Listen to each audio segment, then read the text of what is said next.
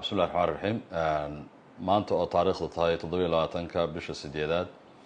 2025 waxaa fadhi isugu yimid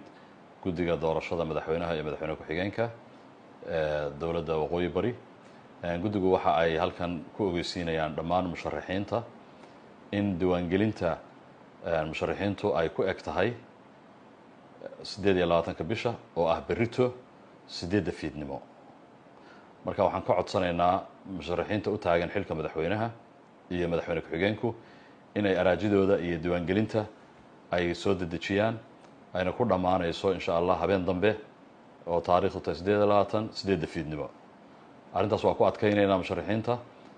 waayo guddiga waxaa u yaalla howlo badan oo kale oo ah diyaarinta doorashadii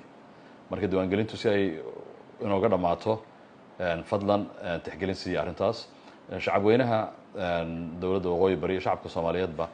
waxaan ugu bishaaraynaynaa inay insha allah inoo qabsoomi doonto doorasho wanaagsan oo xor iyo xalaal ah oo hufan sidii ay inoogu qabsoontay doorashadii hore ee guddoonka baarlamaanka oo 2 maalmood ka hor dhacday midda kale waxaan xasuusinayaa xildhibaanada in doorashadu ay dhici doonto gelinka hore bilaabana doonto 8 subaxnimo